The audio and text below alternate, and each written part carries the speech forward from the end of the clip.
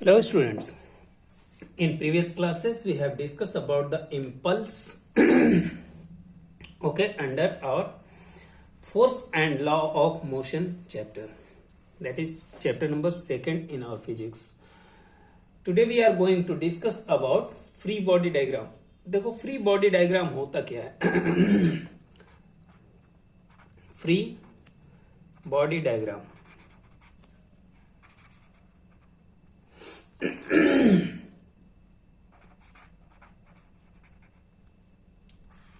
Free body diagram, इसका मतलब क्या हुआ? क्या है ये फ्री बॉडी डायग्राम? समझो आप, फ्री बॉडी डायग्राम हम एक ऐसे ब्लॉक पर वर्क करते हैं। मान लो हमारे पास कोई ये ऑब्जेक्ट है, ठीक है? कोई भी ऑब्जेक्ट ले लो, मान लो ये बॉक्स है, ठीक।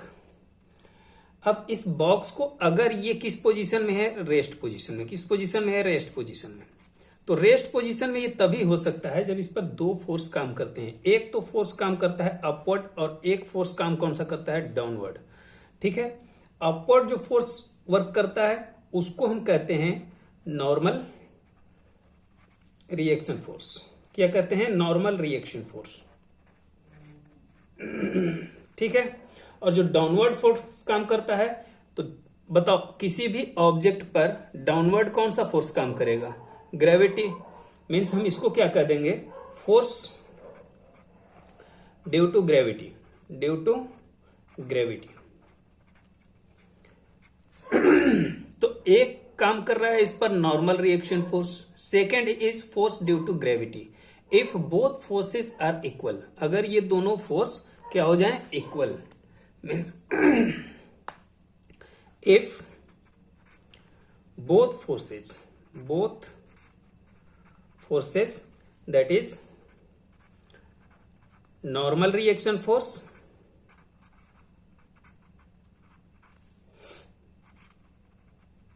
and force due to gravity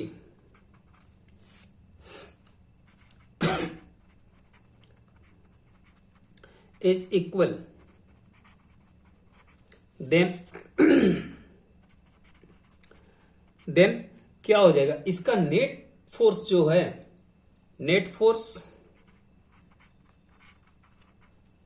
will be zero, will be zero. अब कहोगे कि ये नेट फोर्स क्या होता है?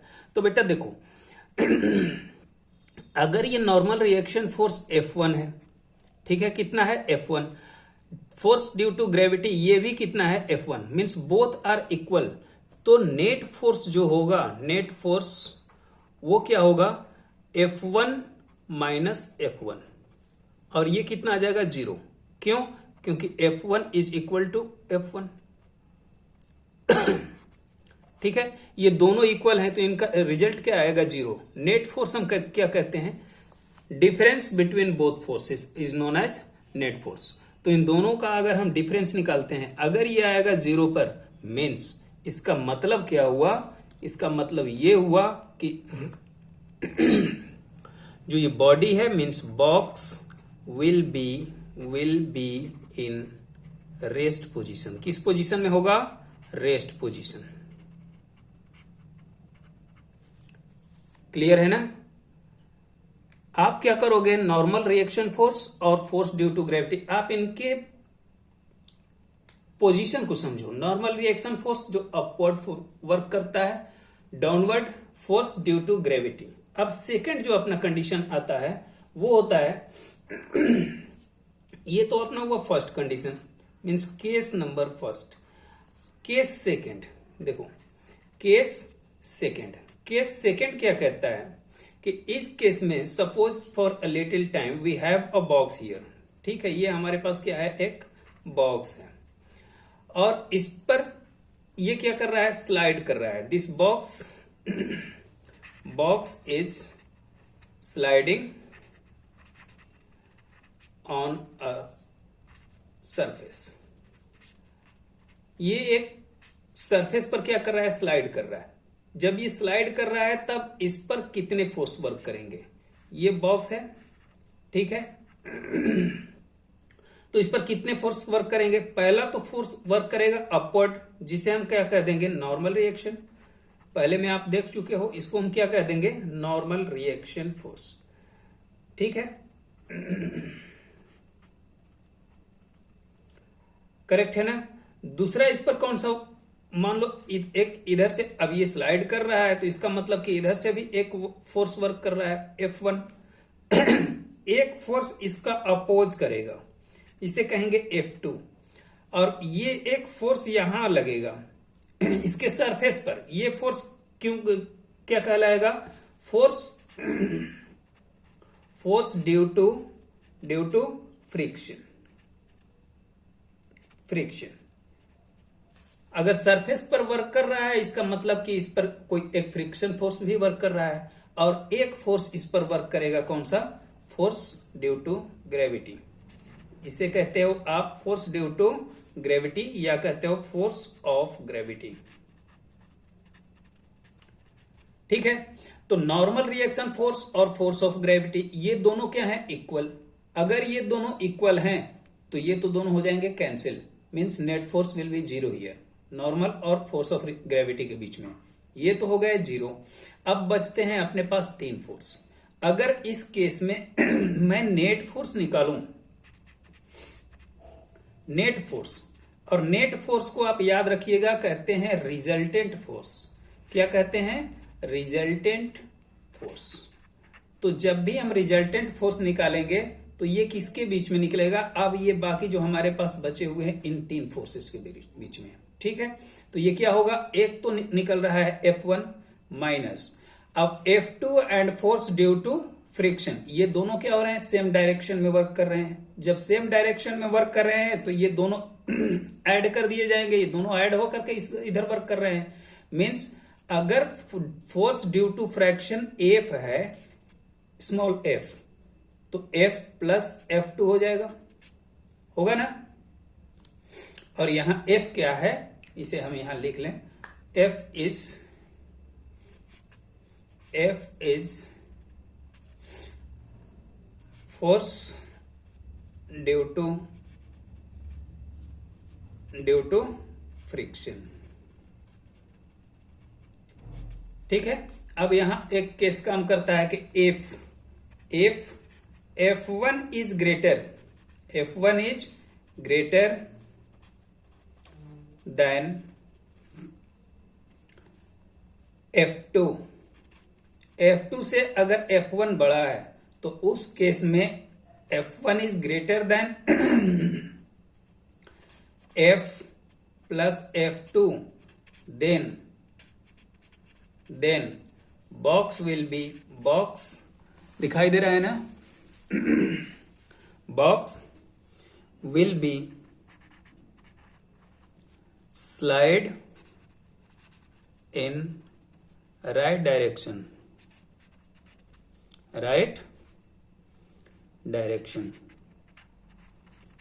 गया। एक मिनट, पेन बदल लें। Slide in right direction. ठीक है, ये डायरेक्शन दिख रहा होगा। F1 अगर ज्यादा होगा तो इस डायरेक्शन में मूव करेगा बॉक्स। समझ में आ रहा है? तो ये हुई हमारी फ्री बॉडी डायग्राम। करेक्ट।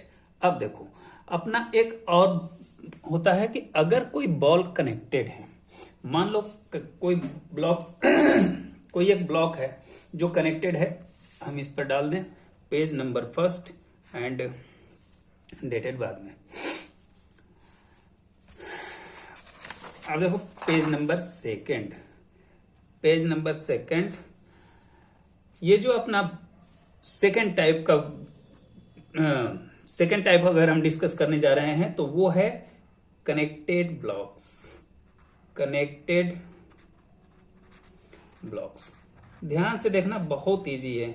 जितना आप लोगों को क्रिटिकल लगता है इतना क्रिटिकल ये है नहीं।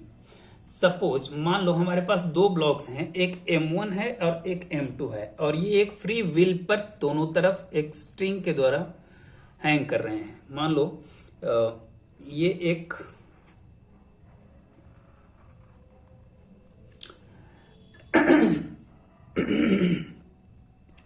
पुली है, क्या है, पुली। और इस पर हमने दो ब्लॉक्स को हैंग कर दिया, रेड से कर रहे हैं। ये हैंग हो गया एक ब्लॉक यहाँ और एक ब्लॉक हैंग हो गया यहाँ, ठीक है। ये जो ब्लॉक है ये है M1, this is M1 and this block is M2। क्या है ये, M2, करेक्ट है ना। और ये एक पुली से कनेक्टेड है, किससे कनेक्टेड है, पुली से। ये पुली पर हैंग हो रहा है, करेक्ट। अब देखो क्वेश्चन इज दैट कि क्या ये वर्टिकल हैंग हो रहा है या फिर हॉरिजॉन्टल। ऑब्वियसली वर्टिकल, वर्टिकल, ठीक है। सपोज कुछ समय के लिए मान लो, let M1 is greater than M2, greater than M2। अगर M1 M2 से ज्यादा है तो ऑब्वियसली ये नीचे की तरफ होगा, ठीक है।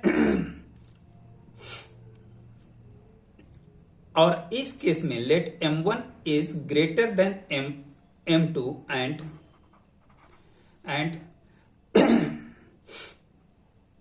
masses moves with an acceleration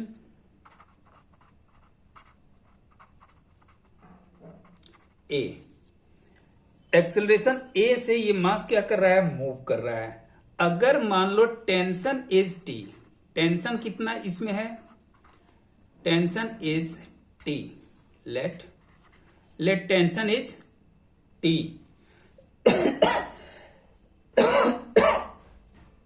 तो बताओ इस केस में F कितना हो जाएगा, F इज इक्वल टू हो जाएगा M1G, MA होता है और ड्यू टू ये वर्टिकल है तो वर्टिकल के केस में एक ही जगह हम क्या यूज करेंगे, G, M1G माइनस M2G होगा ना।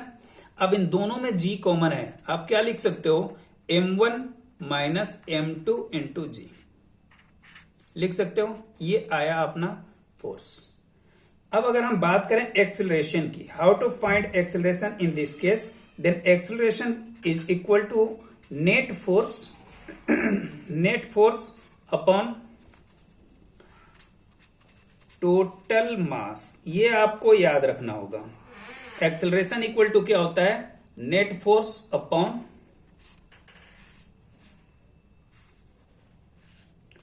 Total mass.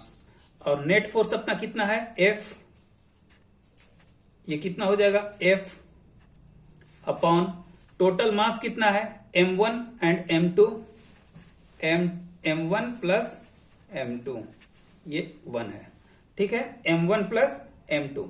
अब बताओ क्या मैं F को M1 minus M2 into G लिख सकता हूं, बिल्कुल लिख सकता हूं। F की वैल्यू है यहां, तो हम इसको क्या लिख देंगे, ये किसके बराबर हुआ, A का। ये आया acceleration equal to net force F upon total mass M1 plus M2।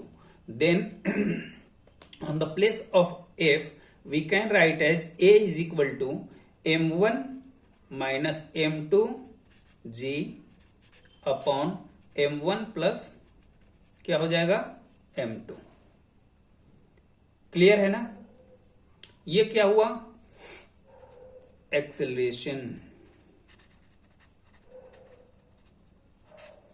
If we have to find out acceleration A, then what we have to do, first of all we have to find the net force, and net force is equal to the force applied on this mass and force applied on second mass। दोनों के बीच में जो difference आएगा that is called net force. Net force की हम जब बात करते हैं तो हमने क्या बताया कि the difference between both forces is known as net force. We have here M1, M1 is the mass of first block which is greater than M2 and M2 is the mass of second block, okay। in this case M1 F is equal to M into A, Newton second law अभी हम लोग discuss किए थे 2 दिन पहले के, हाँ कल के पहले, चलो जो भी होगा। F इक्वल टू हमने क्या लिखा, m1a, एम ए होता है, on the place of A we use here g, why, because this is vertically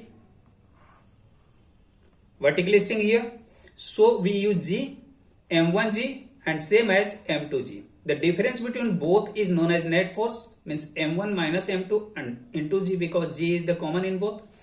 Now A is equal to net force upon total mass. You have to remember this formula. If we have to find out the acceleration, then you have to know about the net force upon total mass. Net force is given here, F upon total mass m1 and m2, sum of both blocks.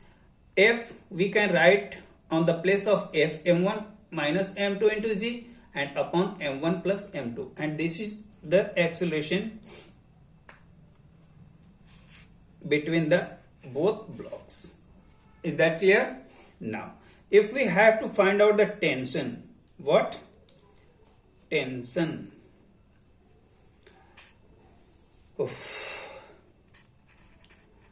tension in the string. अब मैं तिरछा लिख रहा हूं तो आप लोग भी तिरछा मत लिख देना कॉपी में, ठीक है? नहीं समझ में आए तो पूछ लेना, जबरदस्ती नहीं करना। स्टिंग नहीं स्ट्रिंग होगा, यहां आर होगा, मिसप्रिंट हो गया है, ठीक है? चलो तो बताओ टेंशन के लिए हम क्या लिख सकते हैं। मान लो m1 है, m1 is greater than m2, then what will be happen, m1 moves downward. m1 अगर ज्यादा है तो m2 से ये m2 को अपवर्ड ले जाएगा, ये खुद क्या होगा, नीचे होगा।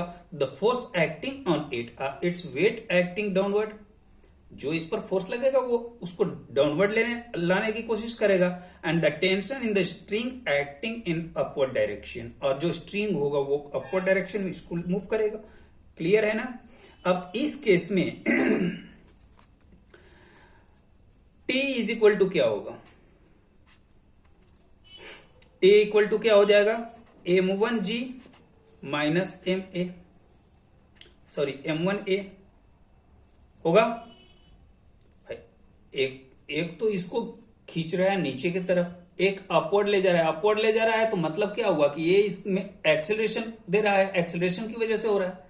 तो इस एक्सेलरेशन को हम यहां पर लिख सकते हैं टेंशन के फॉर्म में, tension is m1g minus m1a लिख सकते हो। अब बताओ a की जगह अगर मैं प्लेस कर दूं इसकी वैल्यू, तो मेरे पास एक फॉर्मूला आ जाएगा m1g minus m1 under bracket m1 minus m2 into g upon m1 plus m2 होगा। क्लियर है ना? इसमें कुछ किया नहीं है, m1 जो कहते हैं एक ही जगह एक ही वैल्यू पुटअप किया, ठीक है? अब इसके बाद क्या आ जाएगा, अब देखो यहां पर अगर देखोगे तो m1 और g, m1 and g both are common in both in this equation. m1g और m1 यहां भी है, एक g यहां है, तो m1g को मैं कॉमन ले सकता हूं m1g। अब अगर इसे हम कॉमन ले लेंगे तो इस प्लेस पर क्या बच जाएगा 1 माइनस, यहां पर क्या बच जाएगा m1 minus m2 upon m1 plus m2 हो जाएगा ना? बोलो हाँ, बोलोगे कैसे? ये m2 हो गया। अब इसे आप सॉल्व करो, सिंपल एडिशन, फ्रैक्शन का एडिशन है। अब आप इसको क्या करोगे, m1g अंडर ब्रैकेट, यहां ले लोगे एलसीएम 1 होगा ना, इन दोनों का एलसीएम क्या हो जाएगा m1 प्लस m2 होगा, m1 प्लस m2, और m1 m2 को 1 से डिवाइड करोगे क्या आएगा रिजल्ट, m1 प्लस m2, और m1 प्लस m2 को अगर 1 से मल्टीप्लाई करोगे तो यहां क्या हम लिख देंगे m1 plus m2 minus m1, और माइनस माइनस मैक्स प्लस ये हो जाएगा m2। क्लियर है?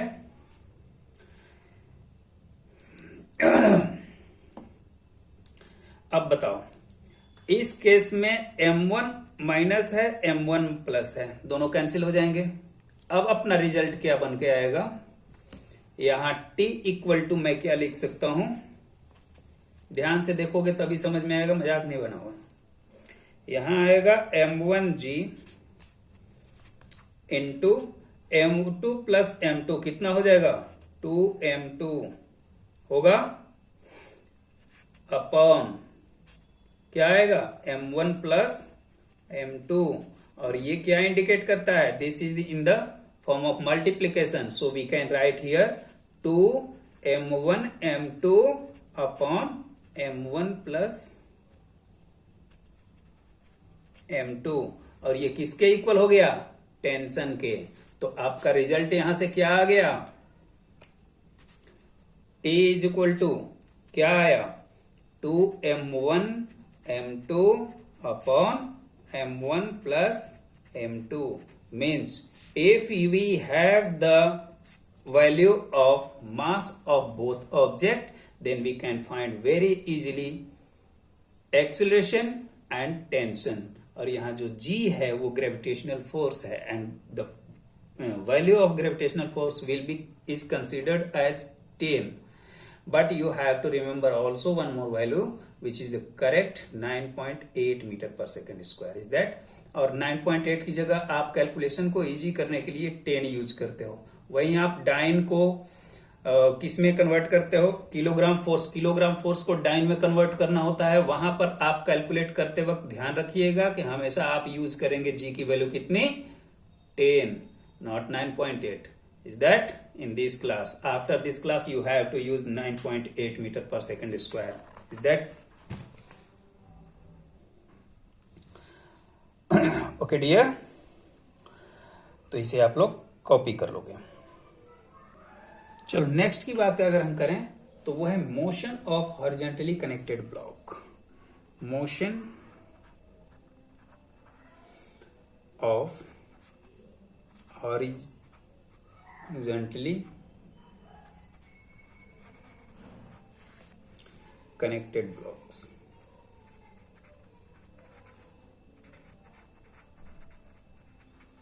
ठीक है, motion of horizontally connected blocks. अब इस केस में देखो हॉरिजॉन्टली कनेक्टेड का मतलब क्या हुआ कि अगर मान लो ये कोई बॉक्स है ठीक है, और ये बॉक्स एक और दूसरे बॉक्स से कनेक्टेड है, मान लो हमारे पास एक बॉक्स ये है, ठीक है, ये भी क्या है बॉक्स, इसका m1 है और इसका मास कितना है m2 है, ठीक है, और इन दोनों के बीच में जो टेंशन है वो कितना क्रिएट हो रहा है T, इन दोनों के बीच में टेंशन कितना क्रिएट हो रहा है T, फोर्स किधर लग रहा है F, ठीक है, और ये दोनों किस पर कनेक्टेड हैं, एक सरफेस पर, रफ सरफेस पर, किस पर हैं, एक सरफेस पर, ठीक है, ये आपके बुक में दिया हुआ है, एक बार आपको इसको पढ़ना चाहिए। इस केस में अगर आपको एक्सेलरेशन निकालना होगा, एक्सेलरेशन A, तो याद रखिएगा एक्सेलरेशन इज इक्वल टू क्या हो जाएगा F net force upon mass, total mass means m1 plus m2। अगर आपको इनके बीच में टेंशन निकालना होगा T, तो T कितना आएगा, फोर्स मल्टीप्लाइड बाय m1, ठीक है,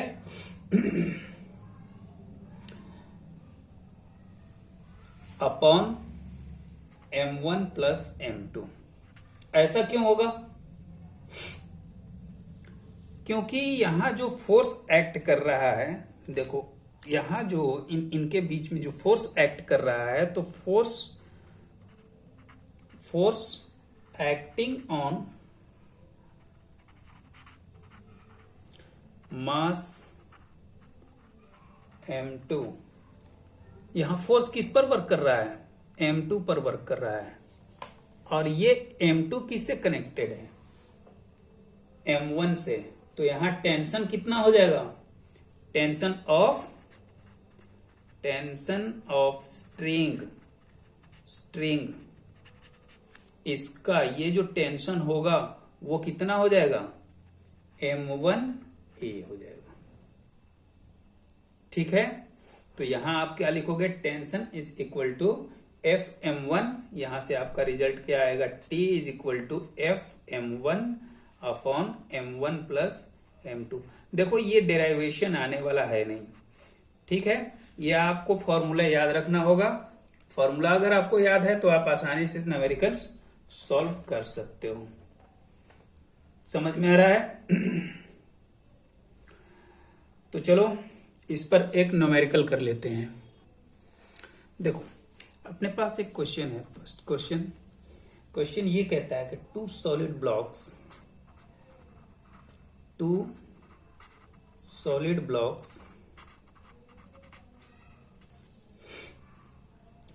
0.5 kg and 1.5 kg connected by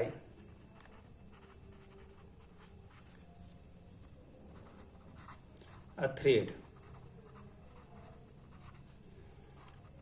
are placed on a smooth horizontal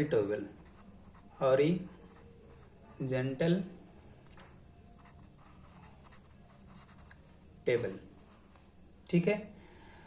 The 1.5 kilogram mass is pulled by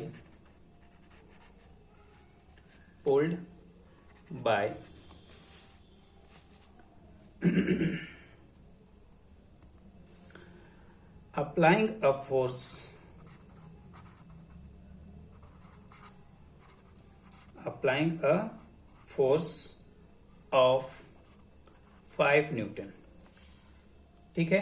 calculate क्या करना है, calculate the tension in the connecting thread.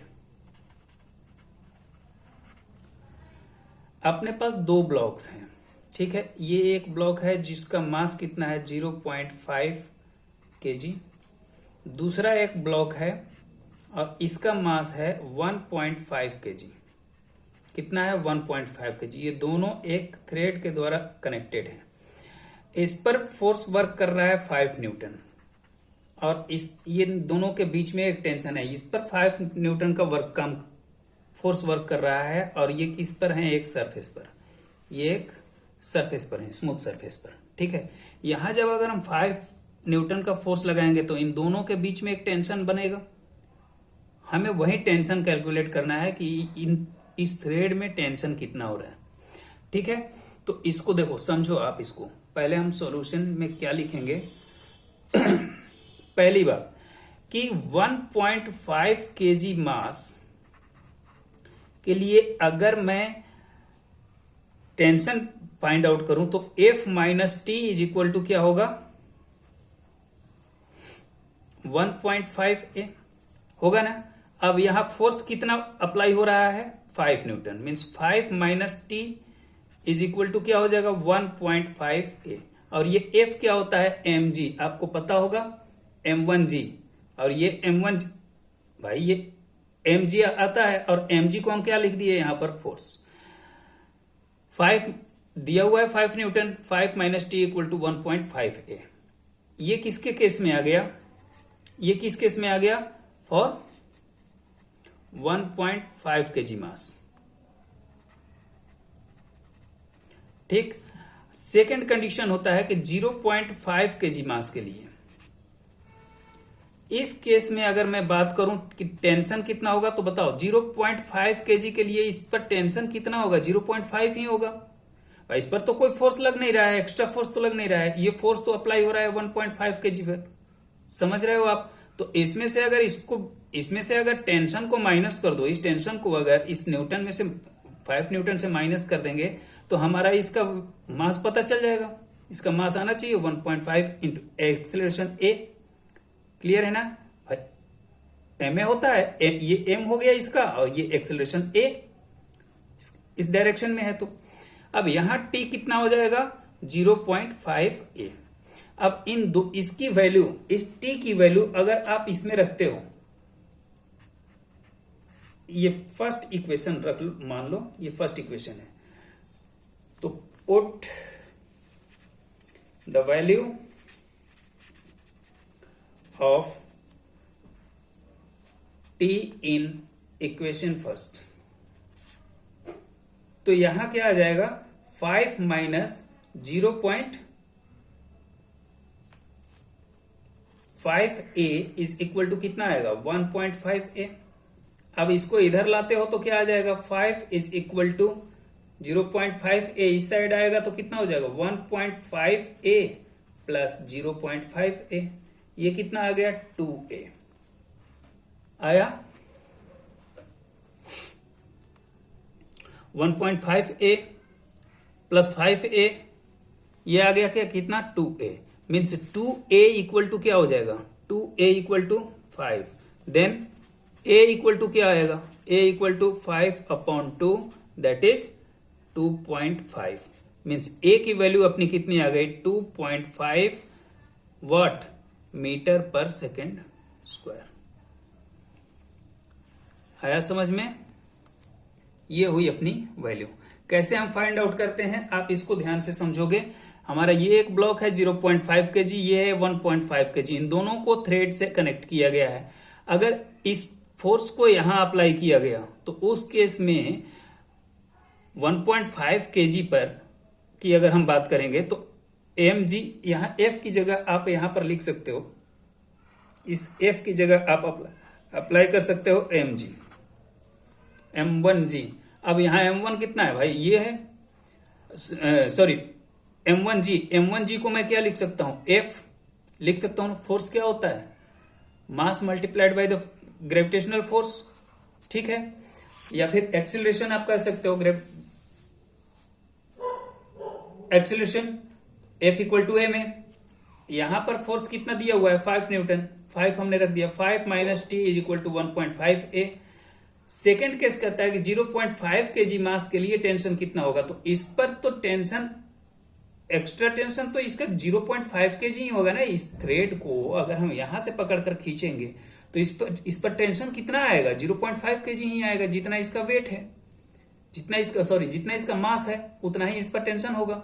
तो हमने लिख दिया 0.5a, ये टेंशन हो गया। अब ये वैल्यू अगर मैं इस t की जगह पुटअप करूं तो एक्सेलरेशन हम इजीली निकाल सकते हैं। क्लियर है? Okay, now we have a question here for your homework. Find the tension in this figure. जो आपने डील किया है same as you have to apply here. बस इसमें करना क्या है, हमने किया क्या है 5 न्यूटन जो इधर लग रहा था 1.5 kg पर, वो 5 न्यूटन हम लगा दिए हैं 0.5 kg वाले ब्लॉक पर। अब इस केस में इस थ्रेड में जो टेंशन होगा वो आपको फाइंड आउट करना है, ठीक है। सेम फॉर्मूला आप यूज करोगे। On the place of 0.5 you have to put 1.5 and on the place of 1.5 you have to put 0.5 and you can easily find out the tension between both. Okay, thank you.